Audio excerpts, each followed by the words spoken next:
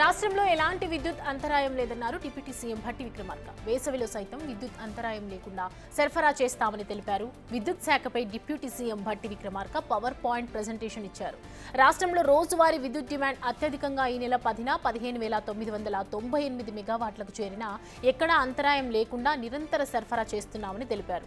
ప్రస్తుతం విద్యుత్ లభ్యత 21,398 మెగావాట్ల వరకు ఉన్నందువల్ల నిరంతర సరఫరాకు ఎలాంటి ఇబ్బందులు లేవని తెలిపారు.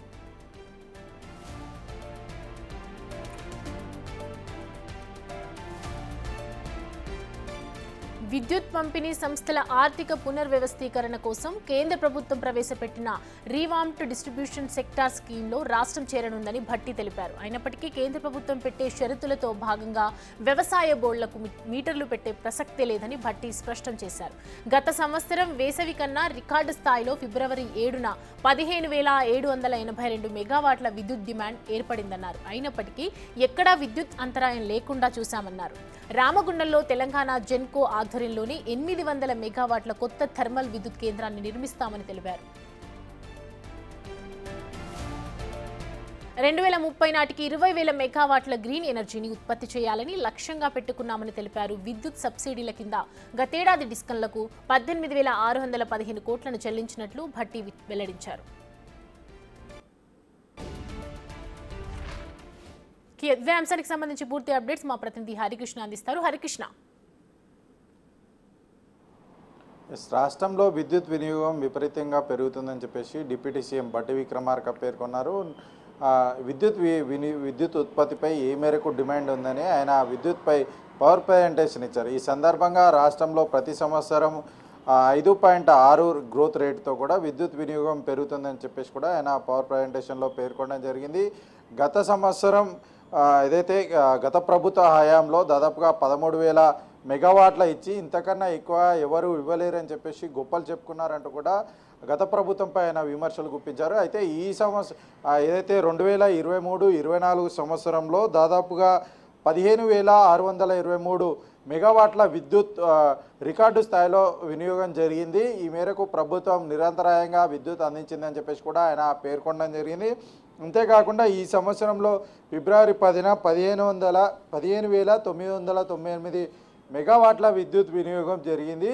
ఈ మేరకు ప్రభుత్వం ఎక్కడ కూడా రాష్ట్రంలో అంతరాయం లేకుండా కూడా ఈ యొక్క విద్యుత్ సరఫరా చేసిందని చెప్పేసి కూడా ఆయన ఈ యొక్క ప్రజెంటేషన్లో వివరించారు. అయితే ప్రభుత్వం గ్రీన్ ఎనర్జీ ఉత్పత్తి చేయడమే లక్ష్యంగా, అటు కాలుష్యాన్ని తగ్గించడమే లక్ష్యంగా కూడా ఈ యొక్క విద్యుత్ పాలసీని తీసుకొచ్చి విద్యుత్ని నిరంతరాయంగా ప్రజలకు డిమాండ్కి అనుగుణంగా సరఫరా చేస్తుందని చెప్పేసి కూడా ఆయన పేర్కొనడం జరిగింది. ప్రధానంగా సోలార్ ప్రాజెక్ట్ నుంచి కూడా 5,415 మెగావాట్లు, విండ్ నుంచి కూడా 128 మెగావాట్లు, హైడ్రో ప్రాజెక్ట్ నుంచి కూడా 2,518, ఇతర రెన్యూవబుల్ ఎనర్జీ నుంచి కూడా 8,925 మెగావాట్ల ఉత్పత్తి చేయాలని చెప్పేసి ప్రభుత్వం లక్ష్యంగా పెట్టుకుంది. అంతేకాకుండా 2035 వరకు కూడా 31,809 మెగావాట్ల విద్యుత్ డిమాండ్ పెరుగుతుంది. ఇందులో దాదాపుగా 20,000 మెగావాట్ల ఉత్పత్తి గ్రీన్ ఎనర్జీ ద్వారా తీసుకొని రావాలని చెప్పేసి కూడా ప్రభుత్వం ప్రణాళికలు సిద్ధం చేసి ముందుకెళ్తుందంటూ కూడా ఆయన పేర్కొనడం జరిగింది. అంతేకాకుండా రాష్ట్రంలో ఏదైతే ఎక్కడెక్కడ విద్యుత్ ఉత్పత్తి అవుతుందో అక్కడ విద్యుత్ని ఉత్పత్తి చేయడమే కాకుండా ఇతర రాష్ట్రాల్లో కూడా విద్యుత్ ఉత్పత్తి చేసే విధంగా ప్రభుత్వం ప్రణాళికలు సిద్ధం చేసి ముందుకెళ్తుందంటూ కూడా ఆయన వివరించడం జరిగింది. ప్రధానంగా సింగరేణి కాలరీస్ ఆధ్వర్యంలో కూడా ఒడిశాలోని నైనీ బ్లాక్ వద్ద ఈ యొక్క విద్యుత్ ప్లాంట్ ఏర్పాటు చేయాలని చెప్పేసి ప్రభుత్వం ఇప్పటికే ప్రణాళికలు సిద్ధం చేసి ఎంఓయూ కూడా కుదుర్చుకోవడం జరిగింది. అంతేకాకుండా రాజస్థాన్లో కూడా ఈ యొక్క సోలార్ 3,100 మెగావాట్ల సోలార్ విద్యుత్ ఉత్పత్తి చేయాలని చెప్పేసి ప్రభుత్వం అక్కడి ప్రభుత్వంతో ఒప్పందం కుదుర్చుకోవడం జరిగింది. అంతేకాకుండా హిమాచల్ ప్రభుత్వంతో కూడా హైడల్ పవర్ ప్లాంట్ ఉత్పత్తికి అయితే ప్రభుత్వం ఒప్పందం చేసుకోవడం జరిగింది. ఈ విధంగా రాష్ట్రంలో ఏదైతే జెన్కో ఆధ్వర్యంలో రామగుండం వద్ద కూడా 800 మెగావాట్ల కొత్త పవర్ ప్లాంట్ ఏర్పాటు చేయాలని చెప్పేసి కూడా ప్రభుత్వం నిర్ణయం తీసుకోవడం జరిగింది. అయితే ఏదైతే ప్రభుత్వం న్యూ ఎనర్జీ పాలసీ తీసుకొచ్చిందో ఆ న్యూ ఎనర్జీ పాలసీలో భాగంగా ఎవరైతే ప్రభుత్వం దాదాపుగా సబ్సిడీలు ఇవ్వడం జరిగింది. ఈ సబ్సిడీలో భాగంగా దాదాపుగా 20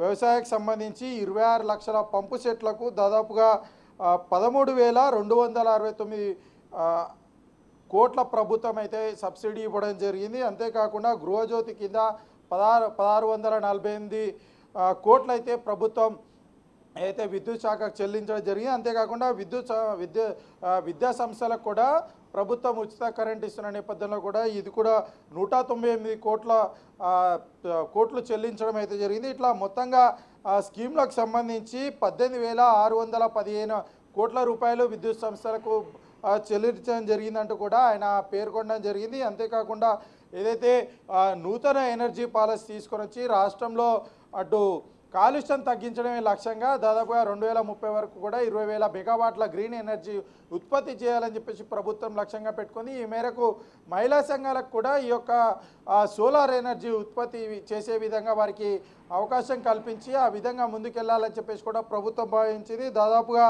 1000 మెగావాట్ల సోలార్ ఉత్పత్తి మహిళా సంఘాల ద్వారా చేయాలని చెప్పేసి కూడా ప్రభుత్వం భావించి ఆ విధంగా ముందుకెళ్తుంది. అంతేకాకుండా రైతుల ద్వారా 3000 మెగావాట్ల సోలార్ ఉత్పత్తి చేయాలని చెప్పేసి ప్రభుత్వం భావించి ఈ న్యూ ఎనర్జీ పాలసీలో భాగంగా ముందుకెళ్తుందని కూడా ఆయన పేర్కొనడం జరిగింది. అయితే వచ్చేది వేసవి కాలం, ప్రధానంగా యాసంగి పంట సీజన్ కాబట్టి విద్యుత్ వినియోగం ఎక్కువగా ఉన్న నేపథ్యంలో విద్యుత్కి ఎలాంటి అంతరాయం లేకుండా కూడా ప్రభుత్వం అందించేందుకు కృషి చేస్తుందంటూ కూడా ఆయన పవర్ ప్రజెంటేషన్లో పేర్కొనడం జరిగింది. అంతేకాకుండా టోల్ ఫ్రీ నెంబర్ ఏర్పాటు, విద్యుత్ ఎక్కడైనా అంతరాయం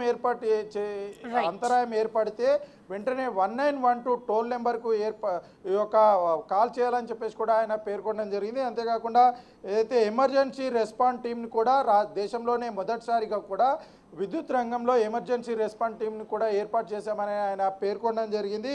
ఈ విధంగా మొత్తంగా నూతన ఎనర్జీ పాలసీలో భాగంగా అటు వచ్చే యాసంగి సీజన్ను మరియు వచ్చే వేసవిని దృష్టిలో పెట్టుకొని ఎలాంటి విద్యుత్ అంతరాయం లేకుండా కూడా ప్రజలకు అందించేందుకు కూడా ప్రభుత్వం సిద్ధంగా ఉంది. అంతేకాకుండా గత సంవత్సరం కన్నా ఎక్కువగా రికార్డు స్థాయిలో ఈసారి దాదాపుగా 15,998 మెగావాట్ల విద్యుత్ డిమాండ్ ఏర్పడింది. వచ్చేది వేసవి కాబట్టి ఖచ్చితంగా ఇప్పటివరకు కూడా వ్యవసాయ రంగంలో కూడా ఎక్కువగా విద్యుత్ వినియోగం జరిగింది. యాసంగ పంట సీజన్ నేపథ్యంలో వచ్చేది వేసవి నేపథ్యంలో కూడా ఇంకా విద్యుత్ డిమాండ్ పెరిగే అవకాశం ఉంది. అందుకు అనుగుణంగా ప్రభుత్వం ప్రణాళికలు సిద్ధంగా ఉంది. ఆ విధంగా నిరంతరంగా అంతరాయం లేకుండా విద్యుత్ అందిస్తామని చెప్పేసి కూడా ఆయన డిప్యూటీ సీఎం భట్టి విక్రమార్క పేర్కొనడం జరిగింది. Thanks for the updates Harikrishna.